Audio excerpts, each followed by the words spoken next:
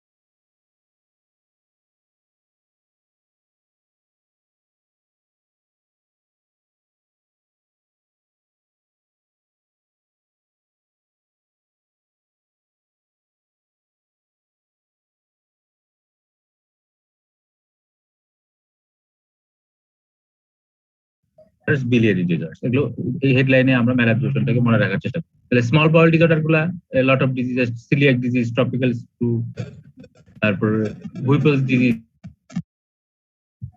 এটা একটা ইনফেকশাস, মানে প্রোফাইরেমা হুইপেলি ব্যাকটেরিয়াম দিয়ে হয়।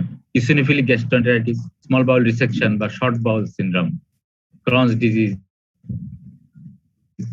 These are the small bowel mucosal disorders. এবং এই ডিসঅর্ডার গুলা যেমন coeliac disease, tropical sprue, Whipple's disease, eosinophilic gastroenteritis, Crohn's disease, এগুলোতে আপনার হিস্টোলজিক্যালি সিমিলার পিকচার পাওয়া যায়। সেটা কি স্মল ইন্টেস্টাইনাল মিউকোসা লস থাকে, সাবটোটাল ভেলাস অ্যাট্রোফি, আমরা হিস্টোলজিক্যালি ক্যারেক্টারিস্টিক ফিচার পাই সাবটোটাল ভেলাস অ্যাট্রোফি। এবং এই ডিজিজ ডায়াগনোসিসের চেষ্টা হিসেবে আমরা স্মল ইন্টেস্টাইনাল বায়োপসি মানে প্ল্যান করি, করার চেষ্টা করি। সেটা হলো, আমরা তো স্মল ইন্টেস্টাইনে বেশি দূর যেতে না, ডিউডেনাম, ডিস্টাল ডিউডেনাল বায়োপসি আমরা দিতে পারি। আমাদের যে ইনস্ট্রুমেন্ট আছে এটা দিয়ে আমরা বেশি দূরে আগাইতে পারি না, ডিস্টাল ডিউডেনাম পর্যন্ত যাওয়া যায়, এই জন্য ডিস্টাল ডিউডেনাল বায়োপসি করা যায়।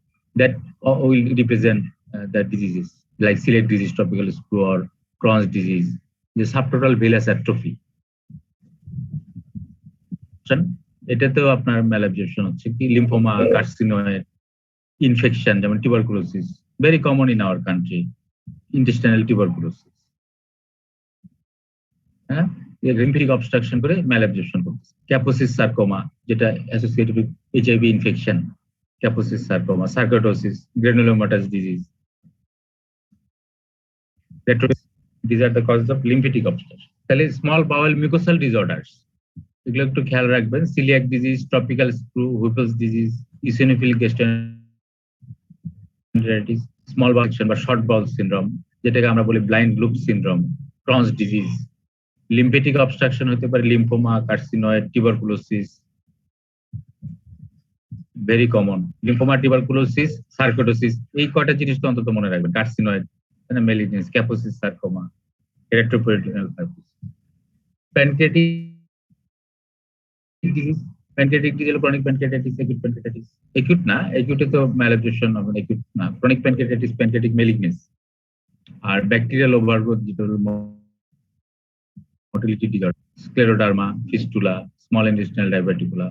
আর একটা বিলিয়ারি ডিসঅর্ডার, বাইল সল্ট যদি আপনার ইয়া থাকে, ডেফিসিয়েন্ট থাকে বা অ্যাবজর্পশনের ডিফেক্ট থাকে, দ্যাট মাই কজ আপনার ম্যালাবজর্পশন। প্যাথোফিজিওলজি, প্যাথোফিজিওলজি বলতে আমরা, এটা হলো ইন্ট্রালুমিনাল ম্যালডাইজেশন, mucosal ম্যালঅ্যাবজর্পশন and post mucosal lymphatic obstruction. এই তিনটা হেডলাইনে আমরা যদি ভাগ করি, এটা হলো প্যাথোজেনেসিস, একটা হলো লুমেনের ভিতরে আপনার ডাইজেশনের ইফেক্ট, যেগুলো হলো প্যানক্রিয়াটিক ডিসঅর্ডার, তবে ব্যাকটেরিয়াল ওভারগ্রোথ, অথবা আপনার যদি বাইল সল্ট ডেফিসিয়েন্ট থাকে এইসব ক্ষেত্রে। ইন্টারলুমিনাল ম্যালডাইজেশন occurs when deficiency of bile or pancreatic enzymes results in inadequate solubilization and hydrolysis of nutrients. এগুলো প্রোটিন, ফ্যাট malabsorption বেশি হয়। Also occur in small bowel bacterial overgrowth. Bacterial overgrowth আপনার ইন্টারলুমিনাল ম্যালডাইজেশন।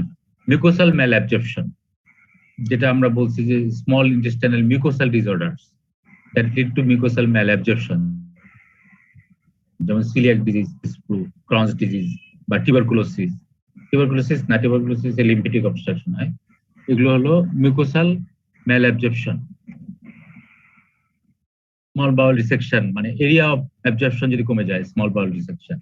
Condition that damage small intestinal epithelium, diminishing surface area for absorption and depleting brush border enzyme activity, যেগুলো আমরা বলছি topical sprue বা coeliac disease বা Crohn's disease. এগুলোতে surface area কমে যায় অ্যাবজর্পশনের, brush বার্ডার subtotal ভেলাস atrophy হওয়ার জন্য সারফেস এরিয়া কমে যাচ্ছে এবং অ্যাবজর্পশন কমে যাচ্ছে, depleting the brush border enzyme অ্যাক্টিভিটিও কমে যায় ব্রাশ বার্ডার এনজাইম। তাহলে ইন্টারলুমিনাল ম্যালডাইজেশন এন্ড মিউকোসাল ম্যালডাইজেশন আপনি মনে রাখবেন যে যেখানে সিক্রেশন মানে এনজাইমের ঝামেলা, যে প্যানক্রিয়াটিক ডিজিজ অথবা বাইল এগুলোর ঝামেলা।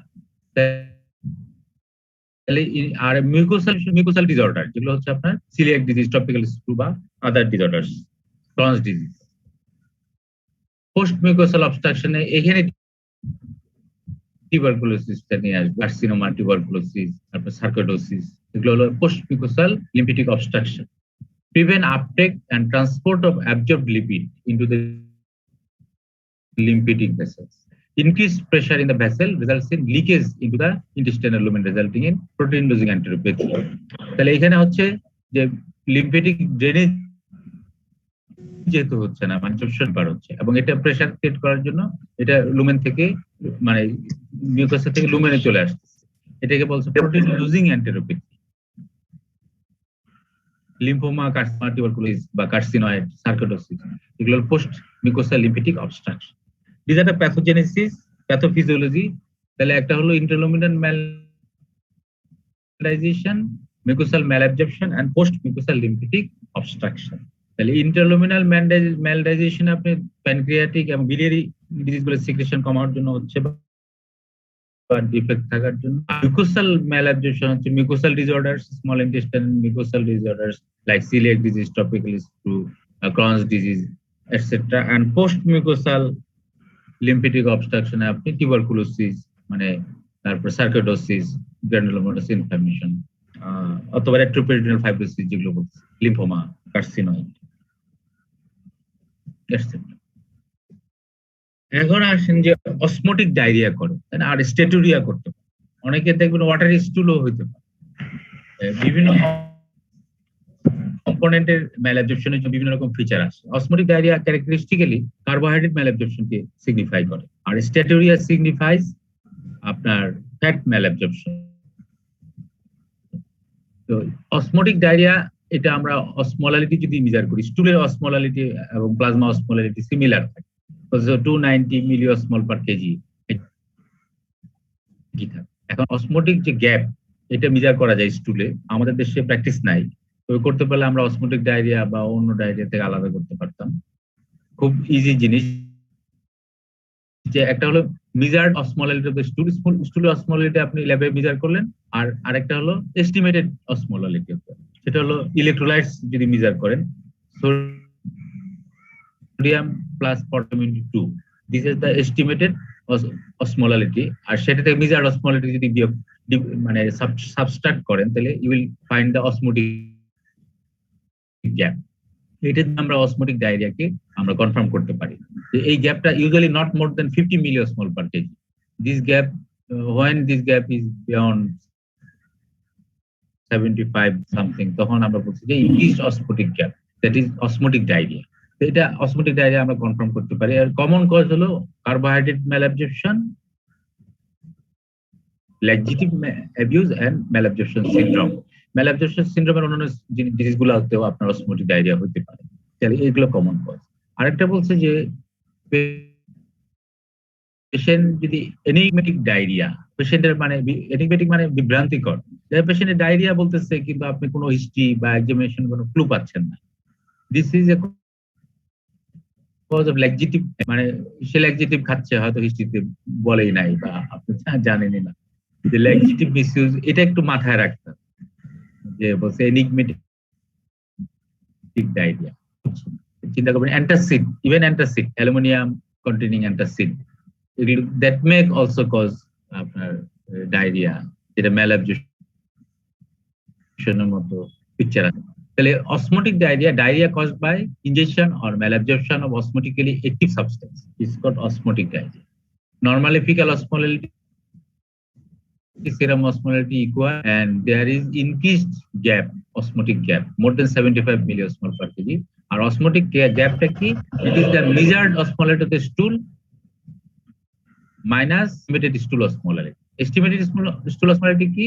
Stool sodium plus potassium into 2. তাহলে কমন কজ হলো osmotic diarrhoea, carbohydrate malabsorption, laxative malabsorption syndrome. Osmotic diarrhoea resolves after fasting, during fasting. এটা ক্যারেক্টারিস্টিক ফিচার যে ফাস্টিং এর সময় ডায়রিয়া যদি রিজলভ থাকে তাহলে think this is osmotic diarrhoea. The carbohydrate malabsorption characteristic abdominal blotting, abdominal distance flatulence. These are due to increased gas production. তাহলে carbohydrate ম্যালঅ্যাবজর্পশনের characteristic feature হলো ব্লটিং, তারপরে abdominal distension and flatulence. আর carbohydrate malabsorption is common and should be considered in all patients with chronic postprandial diarrhea. খাওয়ার পরে diarrhoea, অনেকে বলে যে খাওয়ার সাথে সাথে আমার বাথরুমে দৌড়াইতে হয়। হ্যাঁ, এটা অনেকে দেখবেন হিস্ট্রি দিবে। তাহলে পোস্টপ্রান্ডিয়াল ডায়রিয়ার একটা ইম্পর্টেন্ট কারণ হলো কার্বোহাইড্রেট ম্যালঅ্যাবজর্পশন। তাহলে পোস্টপ্রান্ডিয়াল ডায়রিয়া যদি হয়, আপনি অবশ্যই কার্বোহাইড্রেট ম্যালঅ্যাবজর্পশন চিন্তা করবেন। Patient should be asked about their food habits, মানে কি কি খায়, যেমন ফ্রুটস, ডেইরি প্রোডাক্টস, তারপর আর্টিফিশিয়াল সুইটনার্স, অ্যালকোহল, এগুলো হিস্ট্রিতে দেখতে হবে যে কি ধরনের কার্বোহাইড্রেট সে খায় যেগুলো ডায়রিয়া করতে পারে। Diagnosis of carbohydrate malabsorption may be established by elimination trial by 2 to 3 weeks or hydrogen test. সে আপনি মনে করলেন যে এটা হলো কার্বোহাইড্রেট ম্যালঅ্যাবজর্পশনের জন্য ডায়েটারি মানে কম্পোনেন্ট ইজ রেসপন্সিবল। আপনি 2-3 সপ্তাহ উইথড্র, 2 সপ্তাহ খাবার তার সাসপেক্টেড ফুডটাকে উইথড্র করে আপনি দেখবেন, তাহলে দেখবেন যে তার ডায়রিয়া রিজলভ হচ্ছে, তাহলে ডায়াগনোসিস আপনার কনফার্ম। অথবা হাইড্রোজেন ব্রেথ টেস্ট করে, হাইড্রোজেন ব্রেথ যেটা ল্যাবে পাঠালে হাইড্রোজেন ব্রেথ টেস্ট করে কার্বোহাইড্রেট ম্যালঅ্যাবজর্পশন কিনা আপনাকে কমেন্ট করে দিতে পারে। তাহলে diagnosis of carbohydrate malabsorption may be established by elimination trial. Clinical trial দিয়ে এলিমিনেশন করেও করতে পারে, যেমন gluten coeliac disease, gluten sensitive enteropathy. আপনি যদি গ্লুটেন ফ্রি ডায়েট তাকে অ্যাডভাইস করেন যে 2 সপ্তাহ 3 সপ্তাহ গ্লুটেন খেয়ে তারপর আসেন, মানে রুটি, তারপর ব্রেড, এই গ্লুটেন কন্টেনিং ডায়েট গুলা যদি আপনি অ্যাভয়েড করতে পারেন, তারপরে যদি 2 সপ্তাহ পরে আসে দেন ডায়রিয়া রিজল্ট, তাহলে আপনি কনফার্ম হলেন যে গ্লুটেন সেনসিটিভ এন্টেরোপ্যাথি বা সিলিয়াক ডিজিজ। আপনি অ্যান্টিবডি টেস্ট করে আপনি কনফার্ম হতে পারবেন। আর স্মল ইন্টেস্টাইন, জি বলেন স্যার। গ্লুটেন ফ্রি ডায়েটে স্যার মানে একবারে নির্দিষ্ট করে স্যার আমরা বুঝবো কিভাবে স্যার যে রুটি বা এরকম স্যার, মানে কোন জিনিসটা হলে বুঝবো স্যার এটা গ্লুটেন ফ্রি অ্যাকচুয়ালি? আচ্ছা, গ্লুটেন তো একটা তাই না, আপনি ওই একটু লিস্ট দেখে নিতে হবে যে কি কি ডায়েটে গ্লুটেন থাকে। সাধারণত আপনার হুইট, তারপরে ওই বার্লি, তারপরে ওই যে কি বলে ভুট্টা, এই ধরনের গ্লুটেন কন্টেন্ট বেশি। তো এটা লিস্টটা একটু দেখে নিতে হবে বা কালেক্ট করে নিতে হবে। তো মেইনলি এগুলো আটা, রুটি, ব্রেড, এই জিনিসগুলোতে গ্লুটেন থাকে। তো আপনি ওই লিস্টটা একটু কালেক্ট করে নিয়ে তারপরে রোগীকে অ্যাড করে দিতে পারেন। আরো যেগুলো গ্লুটেন ফ্রি আছে মেইনলি হলো আপনার আটা, রুটি, এই জিনিসগুলো। আচ্ছা, তারপরে আসেন ইনজেকশন অফ ম্যাগনেসিয়াম, যেটা আমি বলছি অলরেডি যে ম্যাগনেসিয়াম অর ফসফেট অ্যান্টাসিড বা ল্যাক্সিটিভের মধ্যে থাকে, এগুলো করতে পারে, ক্রনিক ডায়রিয়া করতে পারে। Should be considered in enigmatic chronic diarrhoea, মানে কোনো ক্লু পাচ্ছেন না, বিভ্রান্তিকর। এনিগমেটিক মানে হলো বিভ্রান্তিকর। তো আপনি বিভ্রান্ত হচ্ছেন যে আরে ডায়রিয়া বলতেছে কিন্তু ডায়রিয়া কোনো ক্লু পাচ্ছেন না। তাহলে you can think about laxative misuse অথবা অ্যান্টাসিড মানে use abuse. Fat substitute Olestra, ফ্যাটের সাবস্টিটিউট অলেস্টা এটাও ডায়রিয়া করতে পারে। Symptom and sign, clinical picture যেটা ম্যাল অ্যাবজর্পশনের পিকচার কেমন থাকতে পারে, ডাইভার্স ক্লিনিক্যাল পিকচার। হ্যাঁ, কিছু পেশেন্ট অ্যাপারেন্টলি হেলদি থাকে, নর্মাল বাউল হ্যাবিট থাকতে পারে, কিন্তু ইউজুয়ালি পেশেন্টের ডায়রিয়া থাকে। আপনার ভলুমিনাস ওয়াটারি ডায়রিয়া হতে পারে, সেটা হতে পারে স্ট্যাটুরিয়া, দুই রকমই হতে পারে।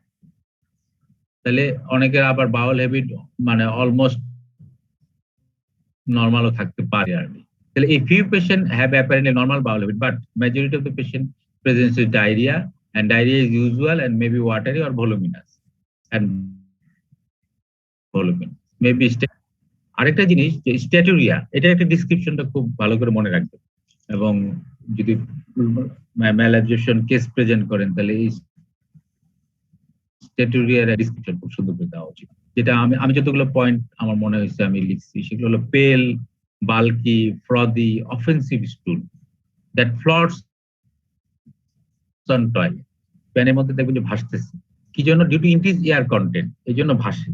আর leave a fatty film on the water, দেখবেন যে চকচক করা চর্বিযুক্ত একটা আবরণ তৈরি হয়েছে, fatty film in the pan and are difficult to flush out. Flush করছেন কিন্তু পাস করতেছে, দুইবার তিনবার চারবার ফ্লাশ করে দেখা যাচ্ছে। তাহলে এটা ক্যারেক্টারিস্টিক ফিচার। যে কিছু বলবেন, এটা অবশ্যই মনে রাখবেন প্রত্যেকটা পয়েন্ট। পেল, বাল্কি, ফ্রদি, অফেন্সিভ স্টুল মানে দুর্গন্ধযুক্ত, দ্যাট ফ্লটস অন টয়লেট বা ফ্লটস অন প্যান, ডিফিকাল্ট মানে leave fatty film on the water of the pen and difficult to flush away. This is the characteristic of staturia. Pale, bulky, frothy, offensive stool, floats because of the air content, leave a fatty film on the water in the pan and are very difficult to flush away. This signifies fat malabsorption. Abdominal distension, borborygmi বিক্রাম, আমরা বলছি যে এগুলো characteristic carbohydrate ম্যালাবজর্পশনে বেশি হয়। Abdominal distension, borborygmi due to increase gas production. Some patients complain only malaise lethargy.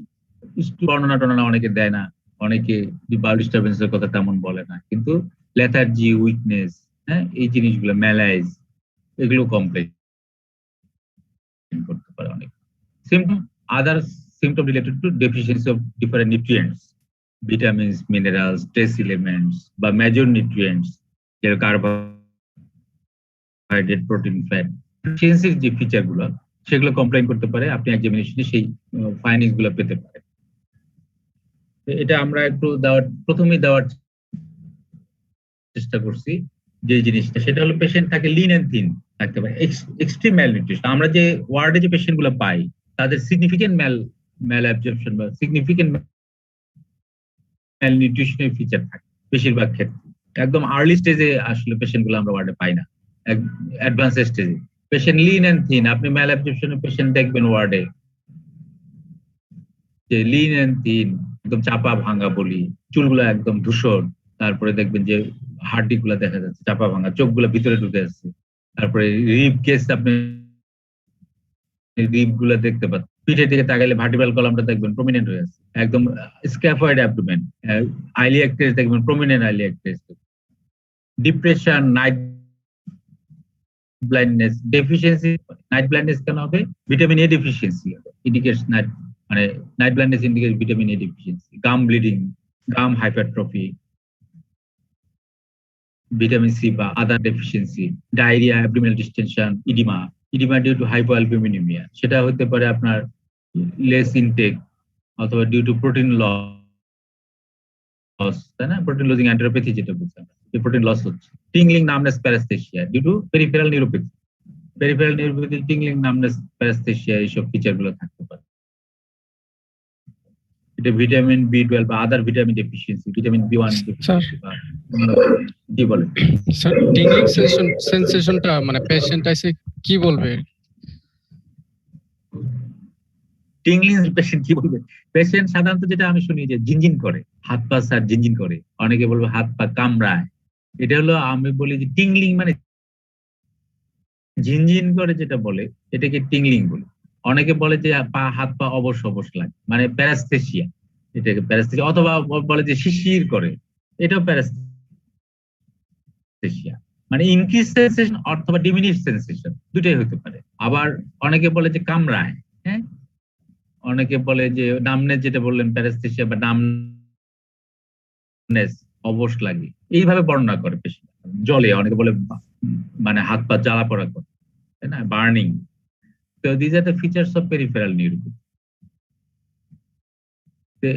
অনেকের মতো খোঁচায়, টিংলিং আসলে খোঁচানো, তাই না, মনে করেন সুই বা পিনের মতো খোঁচায়, এরকম কমপ্লেন করতে পারে।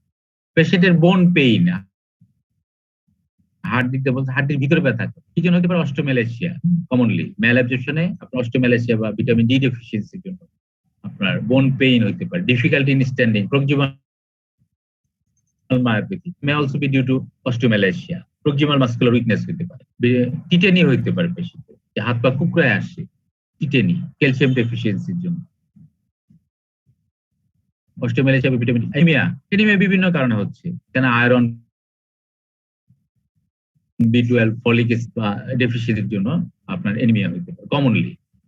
তাহলে এনিমিক থাকতে পারে।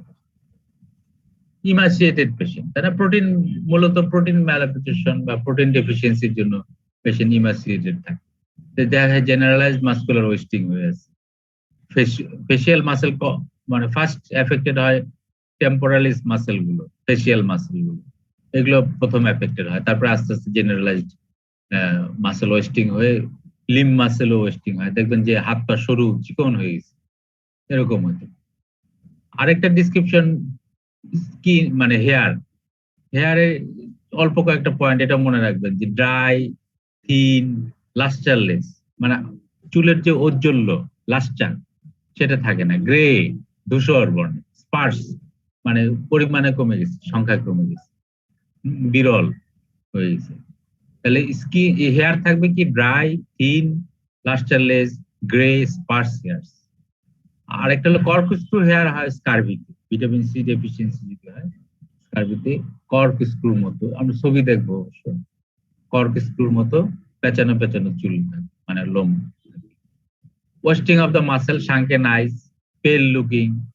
তারপরে পেশেন্ট থাকতে পারে অ্যাঙ্গুলার চিলোসিস বা angular stomatitis, glossitis, due to different vitamin ডেফিসিয়েন্সির জন্য, B12 বা আদার ভিটামিন ডেফিসিয়েন্সি বা B1, অথবা মাল্টিপল ভিটামিন ডেফিসিয়েন্সির জন্য। সোর টাং, অ্যাপথাস আলসারেশন হইতে পারে, angular stomatitis, malar prominent clavicle slips, যেগুলো আমি বারবার বলছি, scaphoid abdomen, prominent iliac crest, prominent vertebral column, এই ফিচারগুলো ম্যালনিউট্রিশনের feature. Thin limbs, muscle wasting, leg oedema, যে বলছে লেগিডিমা হয় due to hypoalbuminaemia, poor intake or intestinal loss due to protein losing enteropathy. Nails, koilonychia brittle nails হলো iron deficiency anaemia characteristic feature, তাই না? Anaemic patient যদি কোইলোনাইকিয়া থাকে, তাহলে আমরা ধরেই নেই যে এটা আয়রন ডেফিসিয়েন্সি এনিমিয়া, এবং দিস ইজ প্যাথোগনোমোনিক। স্কিন থাকে কি ড্রাই, স্টেলি, ফলিকুলার হাইপারক্যারাটোসিস। ফলিকুলার হাইপারক্যারাটোসিস হচ্ছে আপনার ভিটামিন এ ডেফিসিয়েন্সির জন্য। ফলিকুল গুলোতে হাইপারক্যারাটোসিস হচ্ছে, স্কিনের প্রলিফারেশন বেশি। ইকথায়োসিস মানে মাছের চামড়া, তাই না? মাছের চামড়ার মতো, মাছের আঁশের মতো স্কিন গুলো হয়ে যায়, মাছের আঁশ, ইকথায়োসিস। পারপুরা হলো bleeding under the skin, purpura, skin or mucus membrane এর নিচে যে ব্লিডিং হয়, subcutaneous bleeding, that producing purpura, and bruising হলো বড় ধরনের ব্লিডিং হলে এটাকে ব্রুইজিং বলে। পেশেন্টের দেখা যায় যে ইজি ব্রুইজিং এর হিস্ট্রি দিতে পারে, যে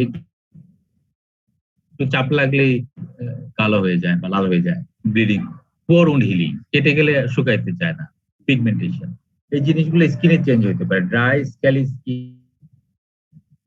ফলিকুলার হাইপারইকথায়োসিস, পারপুরা, ব্রুইজিং, পোর উন্ড হিলিং, পিগমেন্টেশন, যে কোনো ক্রনিক ডিজিজ এই পিগমেন্টেশন হয়। তো এরকম ম্যালঅ্যাবজর্পশন ও নিউট্রিশনাল ডেফিসিয়েন্সি এবং পিগমেন্টেশন হতে পারে। অ্যাবডোমিনাল এক্সামিনেশন যদি করেন, অ্যাবডোমিনে আমরা সাধারণত আমরা বলছি যে সিভিয়ার ম্যালনিউট্রিশন যখন হয় তখন স্ক্যাফয়েড অ্যাবডোমেন হয়ে যায়, তাই না, একদম পেট পিঠের সাথে লেগে যায়। অনেক সময় নর্মাল থাকতে পারে অ্যাবডোমিনাল এক্সামিনেশন, অনেক সময় অ্যাবডোমিনাল আমরা লাম্প পেতে পারি, হ্যাপাটোমেগা পেতে পারি, আবার অ্যাবডোমিনাল মাস পেতে পারি, তাই না, অ্যাবডোমিনাল ডিস্টেনশন পেতে পারি ডিউ টু অ্যাসাইটিস, অ্যাসাইটিস হতে পারে যদি অ্যাবডোমিনাল, যদি পেরিটোনিয়াল টিউবারকুলোসিস ইনভলভমেন্ট থাকে বা ম্যালিগনেন্সি সিডলিং থাকে, লিম্ফোমা যদি থাকে, এসব ক্ষেত্রে অ্যাবডোমিনাল ডিস্টেনশন অ্যাসাইটিস হতে পারে। মাস হতে পারে, আমাদের দেশে কমনলি আমরা পাই টিউবারকুলোসিস, দেখা যায় সিকাল মাস, আইলোসিকাল একটা মাস তৈরি হবে, রাইট ইলিয়াক কোষা মাস, এটা কমনলি আমরা পাই। লিম্ফোমার জন্য lymph node enlargement, mesenteric lymph node, other structure এর জন্য আপনার অ্যাবডোমিনাল মাস তৈরি হতে পারে, ম্যালিগনেন্সির জন্য হতে পারে। তাহলে ভিজিবল পেরিস্টালসিস, আর একটা হলো সাবএকিউট ইন্টেস্টাইনাল অবস্ট্রাকশন, এটা একটা প্রেজেন্টেশন থাকে, সাবএকিউট ইন্টেস্টাইনাল অবস্ট্রাকশন স্ট্রাকচার হয়। তো এখানে বলছে ক্রনস ডিজিজ, আমাদের দেশে কমন হলো ক্রনসের মতো similar picture intestinal tuberculosis, small intestinal tuberculosis, ক্রনসে যেমন স্ট্রাকচার হয় স্মল ইন্টেস্টাইনের লুমেনে, এখানেও তাই ইন্টেস্টাইনাল টিউবারকুলোসিস এরকম স্ট্রাকচার হয় এবং that producing subacute intestinal obstruction, যেগুলো আপনার অ্যাবডোমিনাল, সেন্ট্রাল অ্যাবডোমিনাল ডিস্টেনশন থাকে, ভমিটিং থাকতে পারে, বেশি অ্যাবডোমিনাল পেইন থাকে, যে খাওয়ার পরে পেটে ব্যথা করে। আপনি যদি অ্যাবডোমিনে প্লেন এক্সপেরিমেন্ট করেন তাহলে দেখবেন যে মাল্টিপল গ্যাস ফ্লুইড লেভেল পাচ্ছেন, অ্যাবডোমেনটা টেন্ডার থাকতে পারে, একটু রিজিড থাকতে পারে, এটা হলো subacute intestinal obstruction.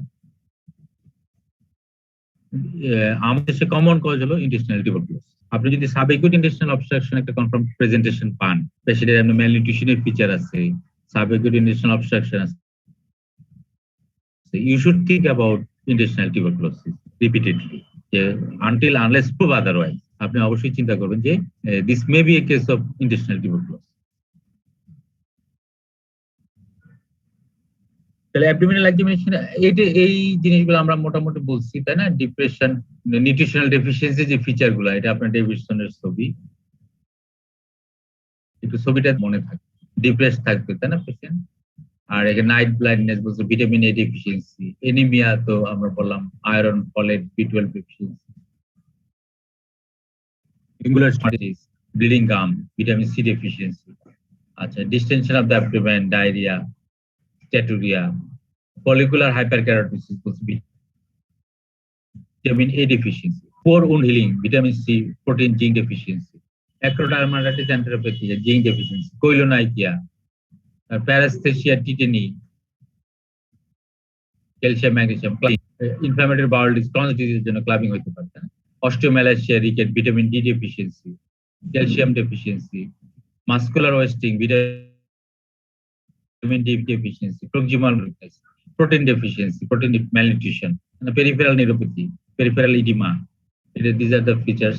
Purpura, bruising আমরা বলছি, vitamin C, vitamin D deficiency, these are the possible findings of the nutritional deficiencies of the different micro and macronutrients.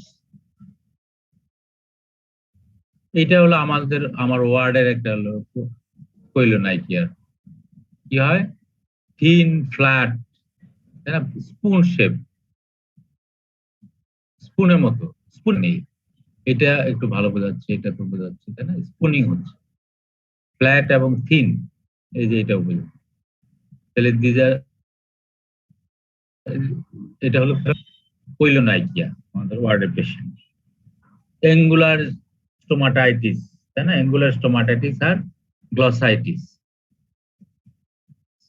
এটা ওয়ার্ডের ছবিটা পাইলাম না খুঁজা, এটা হলো বইয়ের ছবি, কিন্তু খুব কমন। আপনি গ্লসাইটিস ম্যালনিউট্রিশন পেশেন্ট মুখ খুলে জিব্বা দেখলে দেখবেন যে গ্লসাইটিস, অ্যাঙ্গুলার স্টোমাটাইটিস পাচ্ছে। এটা কি বিটর স্পট বলে, তাই না? Conjunctival spot, vitamin A deficiency, Bitot night blindness নিয়ে প্রেজেন্ট করে পেশেন্ট। এটা একদম অ্যাডভান্স এ ডেফিসিয়েন্সি হলো ক্যারাটোমেলাসিয়া, মানে কর্নিয়া মেল্টিং হয়ে যাচ্ছে, হ্যাঁ? এবং পেশেন্ট আলটিমেটলি ব্লাইন্ড হয়ে যায় যদি সাপ্লিমেন্টেশন না দেওয়া হয়। সাপ্লিমেন্টেশন দিলে একটু সেফ হয়। তাহলে বিটর স্পট আর হলো ক্যারাটোমেলাসিয়া। এটা হলো নিয়াসিন ডেফিসিয়েন্সি, বইয়ের ছবি। নেকলেস এরিয়াতে ডার্মাটাইটিস, ডার্মাটাইটিস হলো নেকলেস এরিয়াতে এক্সপোজড এরিয়া। নিয়াসিন ডেফিসিয়েন্সি, এই ব্লিডিং গাম, তাই না? ব্লিডিং গাম, এর গাম হাইপারট্রফি। এটা হলো হাইপার ফলিকুলার হাইপারক্যারাটোসিস বা ওই যে কর্ক স্ক্রু, ওই যে স্কারভিতে যেটা হচ্ছে vitamin C deficiency, corkscrew hair, একটা ছবি। এগুলো আনকমন, ভেরি আনকমন, কোনদিন নাও পাইতে পারে। আমরা যদি ম্যালঅ্যাবজর্পশন একটা পেশেন্ট পাই, তাহলে ইনভেস্টিগেট করবো কিভাবে? আমরা তখন যে ফিজিক্যাল ফাইন্ডিংস, প্রেজেন্টেশন, মেকানিজম নিয়ে আলাপ করলাম। তো হাউ উইল ইনভেস্টিগেট? ইনভেস্টিগেশন যখন আমরা প্ল্যান করব, you should first do the routine investigation. Routine investigation আমরা করব। একটা ক্রনিক ইলনেসের পেশেন্টের অবশ্যই রুটিন ইনভেস্টিগেশন করব। রুটিন বলতে আমরা কনভেনশনালি যেটা বুঝি সেটা হলো complete blood count, urine routine microscopic examination, chest X-ray. এই তিনটা হলো কমনলি করতে হবে এরকম একটা ক্রনিক ইলনেসের পেশেন্টকে। সাথে ব্লাড সুগার আর যদি রেনাল ফাংশন দেখেন সেটা দেখতে পারেন, নাও দেখতে পারেন। তো ব্লাড সুগারটা রুটিনের মধ্যেই আনা উচিত। তো অবশ্যই urine routine microscopic examination, chest X-ray এবং complete blood count with ESR, এগুলো করবেন। তা আমাদের ম্যালঅ্যাবজর্পশনের পেশেন্টের ইনভেস্টিগেশন করার উদ্দেশ্য হলো দুটো। একটা হলো confirm the presence of malabsorption আর identify the cause of malabsorption. আরেকটা উদ্দেশ্য আছে, সেটা হলো ম্যানেজমেন্ট পারপাস, কিছু ইনভেস্টিগেশন লাগতে পারে, সেটা আছে। তাহলে একটা ম্যালঅ্যাবজর্পশনকে আগে কনফার্ম করবেন যে এটা ম্যালঅ্যাবজর্পশন আছে, আর একটা হলো আন্ডারলাইন কজ বের করার জন্য কিছু পরীক্ষা। তো এখানে রুটিন যে ইনভেস্টিগেশন করি আমরা, তাতে পেশেন্টের এনিমিয়া পেতে পারি, যে মাইক্রোসাইটিক হাইপোক্রোমিক এনিমিয়া অথবা ম্যাক্রোসাইটিক এনিমিয়া। আর এনিমিয়া যদি আমরা মাইক্রোসাইটিক হাইপোক্রোমিক পাই তাহলে এক দিকে চিন্তা করবো, আর যদি ম্যাক্রোসাইটিক পাই আরেক ধরনের চিন্তা। Microcytic hypochromic iron deficiency anaemia, blood loss, তাহলে আমরা ওইভাবে চিন্তা করবো যে টিউবারকুলোসিস, সার্কোডোসিস বা আদার কজগুলো।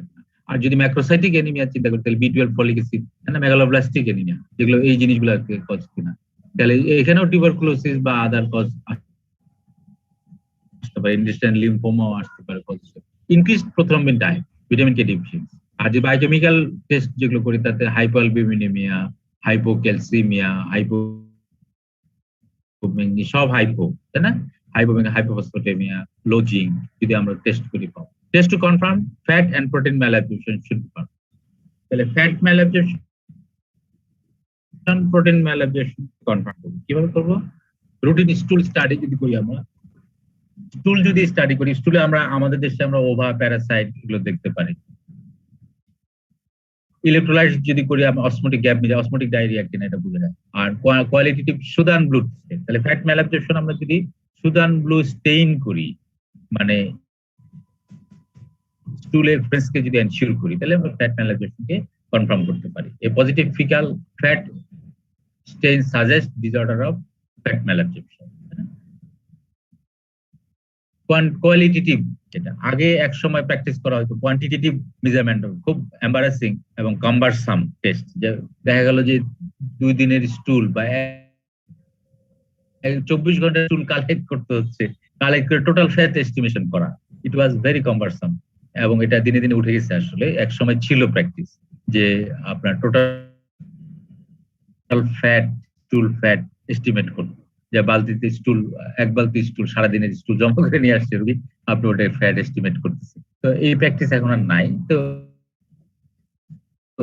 অন্তত আপনার সুদান স্টেইন করে স্টুলে ফ্যাটটাকে দেখতে পারি। ফিকাল অকাল ব্লাড দেখতে পারি যে ব্লিডিং হচ্ছে কিনা, যে কোলনে বা ইন্টেস্টাইন থেকে ব্লিডিং হচ্ছে কিনা, or fecal calprotectin or lactoferrin, যেটা ইনফ্ল্যামেটরি বাউল ডিজিজকে সাজেস্ট করে। যদি আপনি ফিকাল ক্যালপ্রোটেক্টিন দেখি বা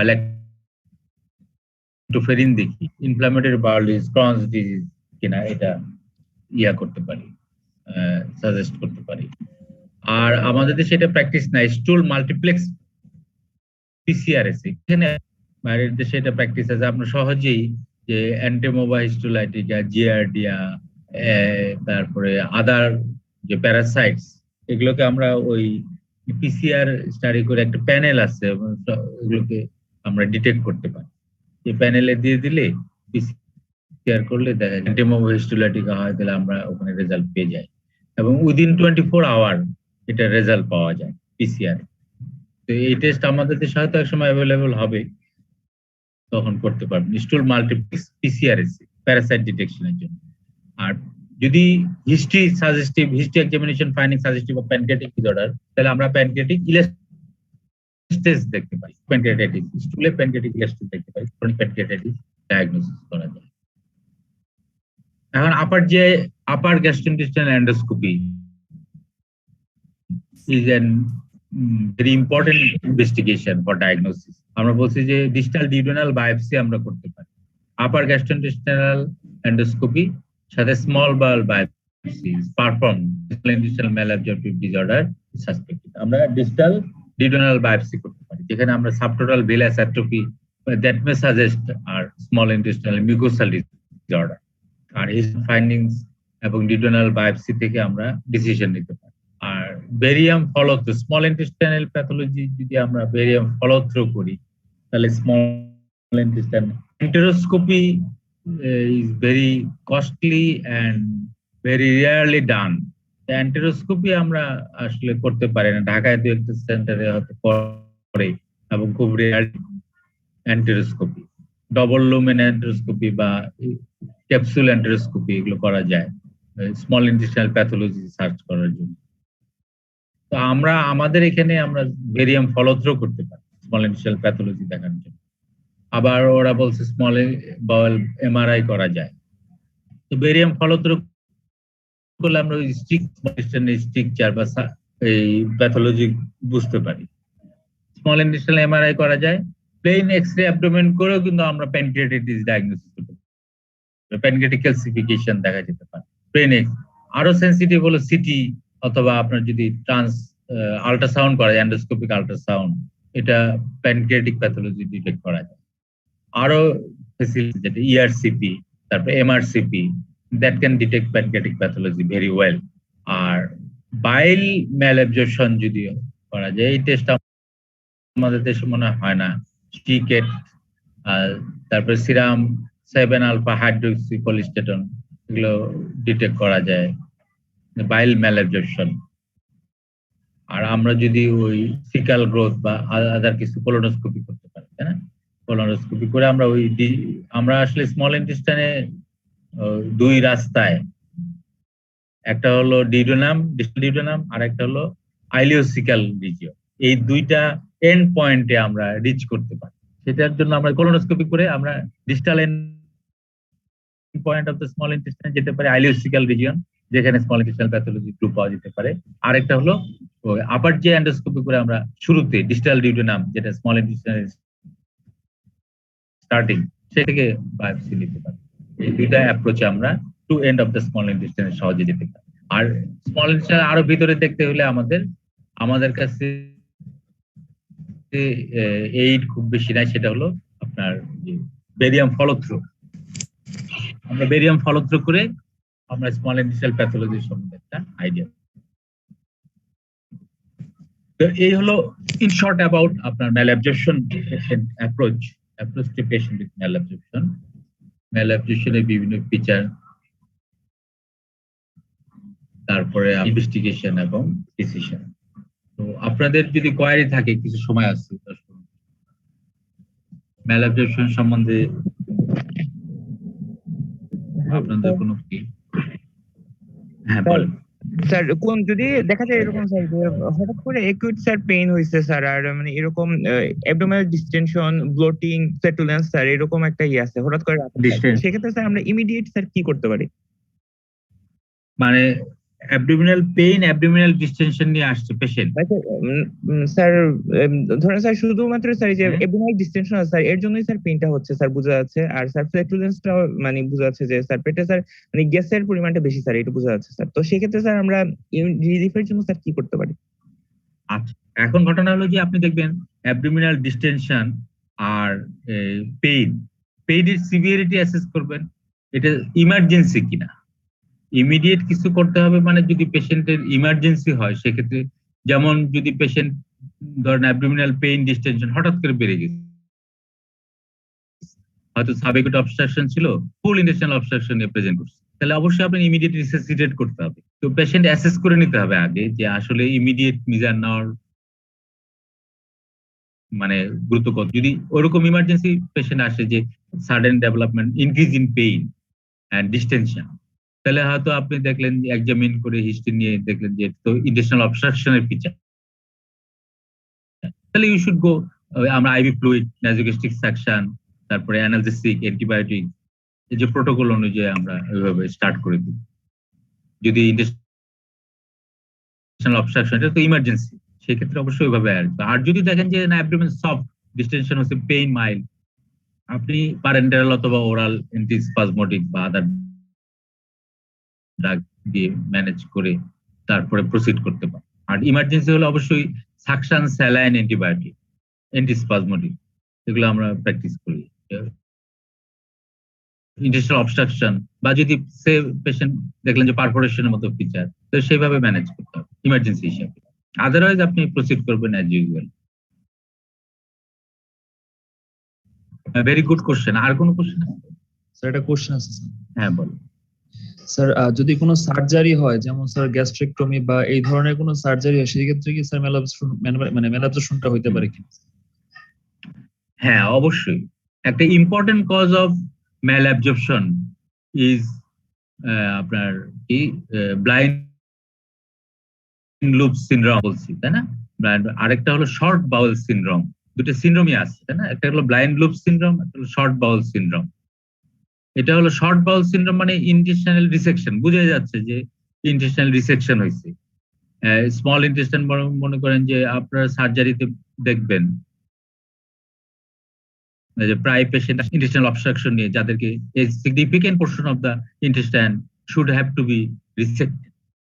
এরকম কিন্তু মাঝে মাঝে আসে যে ইন্টেস্টাইনাল অবস্ট্রাকশন এবং দেখা গেল যে ল্যাপারটমি করার পরে একটা ইন্টেস্টাইনাল একটা portion gangrenous, devitalised, that should be resected. এই পেশেন্ট গুলা আপনার পরবর্তীতে এই শর্ট যাদের nutritional surface area of absorption কমে যায়, তাই না? সার্ফেস এরিয়া অ্যাবজর্পশন কমে যাওয়ার জন্য তার ম্যাল অ্যাবজর্পশন সিনড্রোমের ফিচার নিয়ে পেশেন্ট প্রেজেন্ট করে। এবং এগুলোকে নিউট্রিশন মেনটেন করা ইজ ভেরি ডিফিকাল্ট। এগুলো কেন, আপনি তো বাওয়েলের লেংথ বাড়াই দিতে পারতেছেন না, তাই না? আপনি কনজারভেটিভলি বা আদারওয়াইজ ম্যানেজ করতেছেন, কিন্তু তার নিউট্রিশনাল যে maintenance, it is lifelong maintenance is very difficult. তো এই ইন্টেস্টাইনাল ডিসেকশন একটা important cause of malabsorption এবং malnutrition. Very good question. আর কোন কোশ্চেন আছে আপনাদের রেসপন্স? জি বলেন।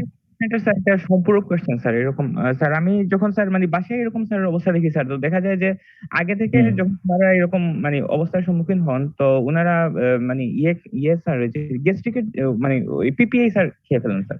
এটা কি স্যার স্যার মানে পিপিআই খায় ফেলে ওই অ্যাবডোমিনাল ডিসটেনশন বলবেন স্যার, ব্লোটিং আছে স্যার,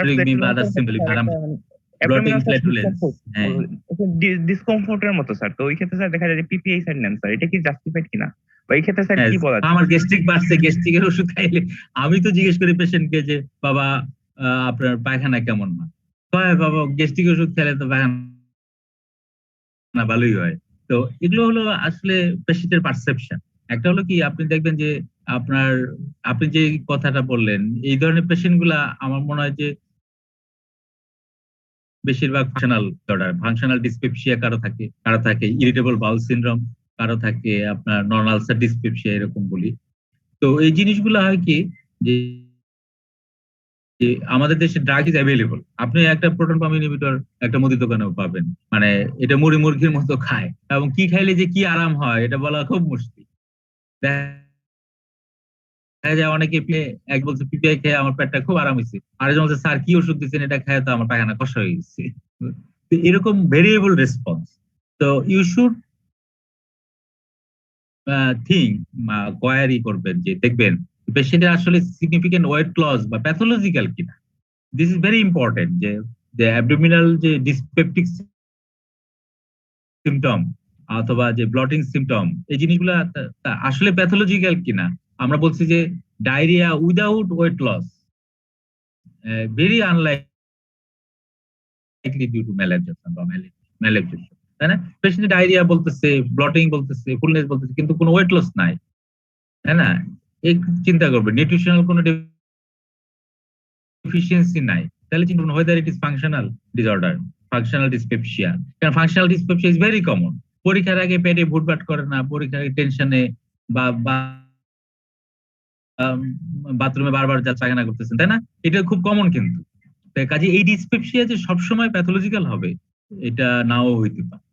তো ওই পিপিআই খেলে যেগুলো ভালো হয়ে যায় সেগুলো likely due to functional, non pathological. এটা হয়তো হতে পারে। Very good question. আরেকটা কোশ্চেন কিন্তু সবসময় মানে আমরা জিজ্ঞেস করি বা স্যাররা জিজ্ঞেস করে যে alarm features of dyspepsia, dyspeptic symptom নিয়ে আসছে, কি কি ফিচার গুলা দেখলে হবে না, আপনি সতর্ক হবেন। তার মধ্যে ইম্পর্টেন্ট হলো ওয়েট লস, এনিমিয়া, অ্যাবডোমিনাল লাম, ডিসপেপসিয়া উইথ ভমিটিং বা আদার ইয়াগুলো আর কি। এই ফিচার গুলা খেয়াল করতে হবে যে এই ফিচার গুলো আছে কিনা। আর কোন কোয়ারি?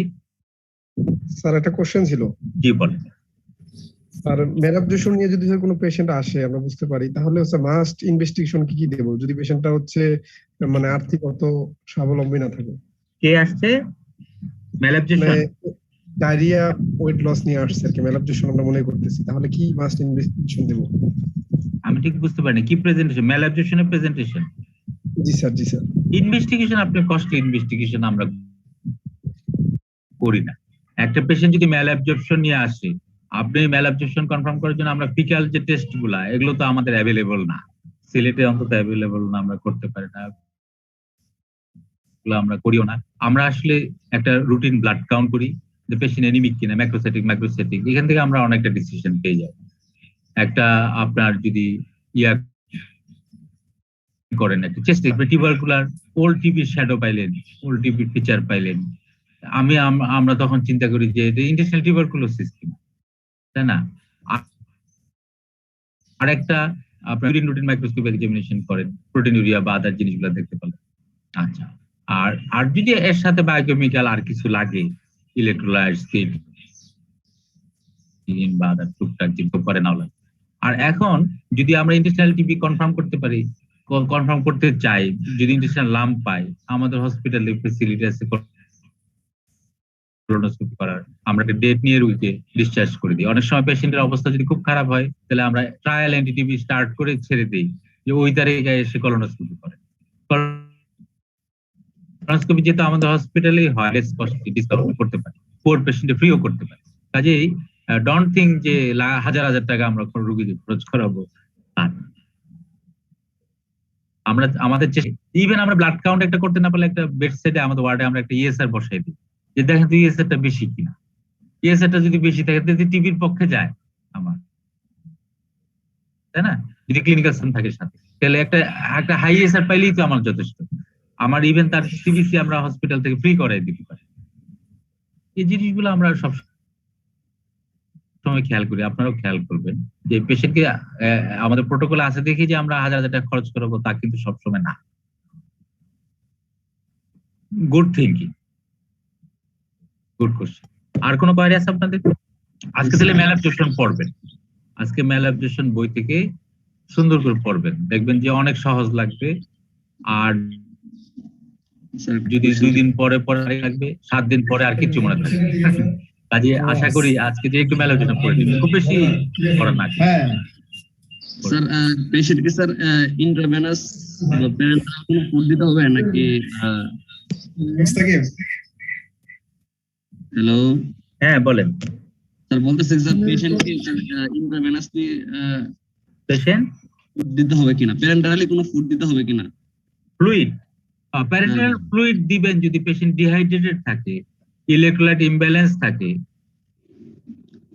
তাহলে আমরা ফ্লুইড দিব। আদারওয়াইজ প্যারেন্টাল নিউট্রিশন না, আমরা বরঞ্চ উই আর অ্যাটেম্পটেড, মানে we will attempt to correct the pathology. আর নিউট্রিশনাল সাপ্লিমেন্ট দেই সাধারণত। আর পেশেন্ট যদি খুব মরিবান্ড হয় তাহলে নেজোগ্যাস্ট্রিক ফিডিং আমরা প্রায় ওয়ার্ডে প্র্যাকটিস করি, যে পেশেন্টের নেজোগ্যাস্ট্রিক ফিডিং দিই। প্যারেন্টাল নিউট্রিশন মেনটেন করা ইজ ভেরি ডিফিকাল্ট এবং আমাদের দেশে প্রায় ইম্পসিবল। টোটাল প্যারেন্টাল নিউট্রিশন আমরা মেনটেন করতে পারি, সেই ফেসিলিটি আমাদের নাই। তো আমরা আন্দাজে একটা স্যালাইন প্রোটিন দিয়ে রাখলে লাভ। তা আমরা সেই ক্ষেত্রে নেজ ফিডিং দেই, দ্যাট উইল হেল্প এ লট। অনেক পেশেন্ট দেখবেন যে কয়েকদিন নেজোগ্যাস্ট্রিক ফিডিং দেওয়ার পরে বেশ তরতাজা হয়ে যায় এবং তখন তার ড্রাগ বা অন্যান্য জিনিসগুলো ভালো ইয়ে। তো আমরা ইউজুয়ালি প্র্যাকটিস করি নেজোগ্যাস্ট্রিক ফিডিং, এনজিটিভ ফিডিং, যেটা ইজি এবং খুব ইফেক্টিভ। আর ফ্লুইড যদি আমরা ইলেকট্রোলাইট ইমব্যালেন্স থাকে, ডিহাইড্রেশন থাকে, সেটা কারেক্ট করার জন্য শর্ট ডিউরেশনে কিছু ফ্লুইড ব্যবহার করি না তা না, কিন্তু নিউট্রিশন মেনটেন করার জন্য ফ্লুইড দিয়ে আইভি ফ্লুইড আমরা পারি না, করিও না। নেক্সট ক্লাস কি, নেক্সট লেকচার স্কিনের?